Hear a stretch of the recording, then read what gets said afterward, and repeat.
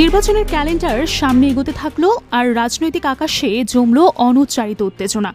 দিন ঘনালেই কেন যেন শব্দ কমে যায়, কিন্তু নীরবতা হয়ে ওঠে আরও ভারী। ঠিক এমন সময় দৃশ্যপটে সোজা হয়ে দাঁড়ায় এক চেনা সত্য।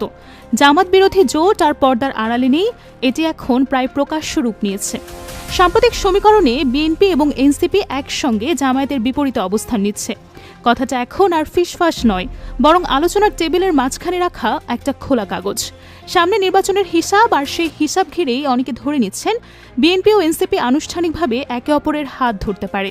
সে সম্ভাবনা যতটা নিশ্চিত না, ততটাই উপস্থিত, আর উপস্থিতিটাই জামাতে ইসলামের কৌশলপত্রে এনে দিয়েছে বড়সড় সংশোধন। নতুন পরিকল্পনা নিতে হচ্ছে, নতুনভাবে দাঁড়াতে হচ্ছে, আর সেই দাঁড়াবার প্রথম সারিতে দেখা দিচ্ছে ইসলামী ছাত্র শিবিরের নাম।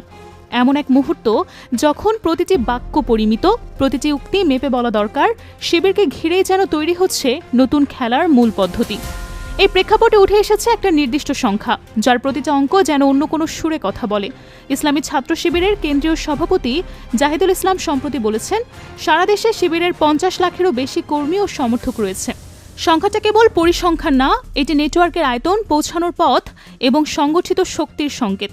ধারণা জোরালো এই বিপুল সমর্থনকে সামনে রেখে এবার সবাইকে নিয়ে মাঠে নামতে পারে জামায়াত ইসলামী। মাঠে নামা মানে কেবল উপস্থিতি না, সঙ্গে থাকবে ঘুঘু পরিকল্পনা, নির্দিষ্ট দায়িত্ব বণ্টন এবং শৃঙ্খলার ভিত। আর সেই পরিকল্পনায় সাবেক শিবির নেতাদেরও কাজে লাগানোর কথা জোরে জোরে উচ্চারিত হচ্ছে। পূর্বের অভিজ্ঞতা, পুরনো সম্পর্ক, মাঠ পর্যায়ের বোঝাপড়া, সব মিলিয়ে সাবেকদের ভূমিকাই এই মুহূর্তে হতে পারে নির্ধারক।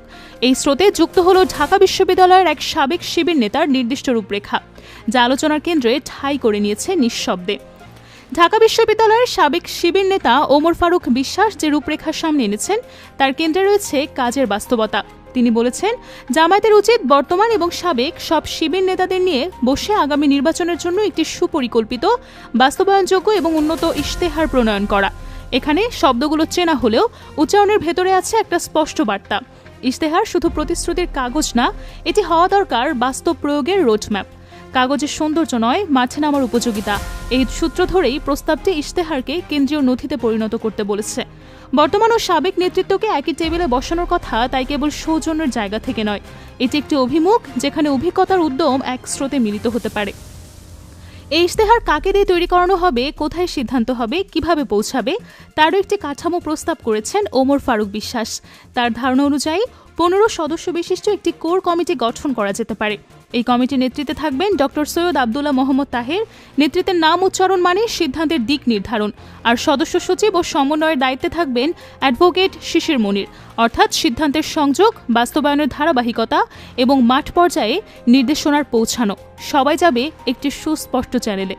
এমন ভাবনার ভেতরে আছে জরুরি তাগিদ, উচ্চমাপের নির্বাচনী সময়ে দ্রুততা ও নির্ভুলতা। কোর কমিটি তাহলে হবে ধারণা থেকে প্রয়োগের মধ্যবর্তী সেতু, যেখানে বার্তা ছেঁকে নেওয়া হবে, দায়িত্বের খসড়া বানানো হবে, আর মাঠে পাঠানোর আগেই তৈরি হবে প্রয়োজনীয় তালমিল। কিন্তু নির্বাচনের ময়দানে শুধু কাঠামো থাকলেই হয় না, থাকে কথা, কণ্ঠ, উচ্চারণ এবং নীরবতার শিল্প। এখানে প্রস্তাবটি আরও নির্দিষ্ট। এনসিপি নিয়ে কথা বলার দায়িত্ব দেওয়া হবে ঢাকা বিশ্ববিদ্যালয়ের শিবির সমর্থিত কয়েকজন ভিপি ও জিএসকে। বিশ্ববিদ্যালয়ের মঞ্চে বসে তরুণ কণ্ঠে উচ্চারিত হবে এনসিপির সম্পর্কিত সমস্ত বক্তব্য।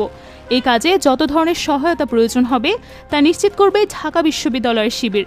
অন্যদিকে একটি স্পষ্ট সীমারেখা টেনে দেওয়া হয়েছে, এই প্রসঙ্গে জামায়াত কোনো মন্তব্য করবে না। অর্থাৎ এনসিপি সংক্রান্ত বার্তা যাবে ছাত্র নেতাদের সুরে, আর জামায়াতে ইসলামের মুখ থাকবে সংযত। একই সঙ্গে বলা হয়েছে, জামায়াতের নির্বাহী পরিষদের নেতৃবৃন্দ শুধু বিএনপি ইস্যুতে কথা বলবেন। বার্তার স্তর বিন্যাস নিতান্তই আনুষ্ঠানিক সিদ্ধান্ত নয়, এটি কৌশল। কে কি বলবে, কোথা থেকে বলবে এবং কার উদ্দেশ্যে বলবে, এই 3টি প্রশ্নের জবাব নির্দিষ্ট হলে বার্তা হয়ে ওঠে স্থিতিশীল, ভুল বোঝাবুঝি কমে, আর ন্যারেটিভ থাকে সংগঠিত। ছাত্র রাজনীতির ভূমিকাও এখানে আলাদা করে চোখে পড়ে। ছাত্র সংসদ নির্বাচনে যে ছাত্র নেতারা বিজয়ী হন, তাদের ভবিষ্যৎ রাজনীতিতে কিভাবে কাজে লাগানো হবে সে নিয়ে আলাদা পরিকল্পনা প্রণয়ন করতে হবে বলে উল্লেখ আছে রূপরেখায়। তরুণ নেতৃত্বকে শুধুই নির্বাচনী কর্মসূচিতে সীমাবদ্ধ না রেখে সুসংগঠিতভাবে ভবিষ্যতের পুলে আনা, এটাই ভাবনার সার কথা। জয়ের পরের দিনের কথা মাথায় রেখে তৈরি হবে কাজের ধাপ, দায়িত্বের খসড়া, আর তৈরি হবে এমন একটা পাইপলাইন যেখানে তরুণরা অভিজ্ঞতার পাশে দাঁড়াতে শিখবে। নির্বাচনের আগে এই প্রস্তুতি সংগঠনের শিরায় নতুন রক্ত প্রবাহিত করতে পারে, যেখানে দায়িত্ব আর শৃঙ্খলার ভারসাম্য নিশ্চিত থাকবে। বার্তার স্রোত যেমন মূল্যবান তেমনই বিপজ্জনক হতে পারে অসতর্ক উচ্চারণ। তাই প্রস্তাবে এসেছে একটা কঠোর ব্যবস্থা। বেফাঁস কথা বলা দলীয় পরিচয়ধারী ব্যক্তিদের জন্য আলাদা ফান্ড গঠন করে তাদের নির্বাচনের আগ পর্যন্ত ওয়াজ মাহফিল থেকে বিরত রাখার কার্যকর পদক্ষেপ নিতে হবে।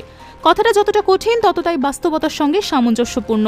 নির্বাচনের মৌসুমে একটিমাত্র অসংযত বক্তব্য, একটি অপ্রয়োজনীয় উদ্দামতা কিংবা একটুখানি অতিরঞ্জিত উক্তিও হয়ে উঠতে পারে প্রবল আঘাত। তাই প্রাতিষ্ঠানিকভাবে নীরব রাখার এই পরিকল্পনা আসলে যোগাযোগ নিয়ন্ত্রণের অংশ। যখন কণ্ঠ সংখ্যা কমে, বার্তার ওজন বাড়ে। যখন উচ্চারিত নির্ধারিত হয়, তখন বিরোধীর জায়গাটাও সংকুচিত হয়। মাঠে নামতে হলে নিরাপত্তা প্রথম শর্ত। নির্বাচনী এলাকায় অবস্থান নিশ্চিত করা, প্রার্থীদের নিরাপত্তা নিশ্চিত করা, এই দুই স্তম্ভের কথা স্পষ্টভাবে উচ্চারিত হয়েছে এই রূপরেখায়। প্রার্থী কোথায় থাকবেন, কখন কোন এলাকায় যাবেন, কিভাবে চলাচল করবেন, পাশে কারা থাকবেন, এই সবকিছুই নির্ধারিত পরিকল্পনার ভেতরে আনা দরকার।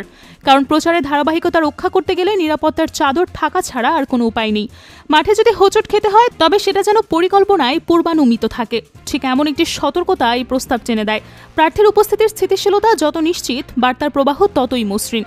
এই সময় রাজনীতির পেছনে আরেকটি ময়দান খোলা, তথ্যযুক্ত। নির্বাচনকে ঘিরে ডিফেক এবং মিডিয়ার অপপ্রচার রোধে একটি ডেডিকেটেড ফ্যাক্ট চেকিং টিম গড়ে তুলতে হবে। এমন একটি সরল কিংবা জরুরি বাক্যটিও রয়েছে প্রস্তাবে। ভুল তথ্য যখন তীব্র গতিতে ছড়িয়ে পড়ে, তখন তার সত্যিকারের প্রতিকারের গতি যদি সমান না হয়, বিভ্রান্তি বাড়তে বাড়তে ঢেকে ফেলে আসল বার্তাকে।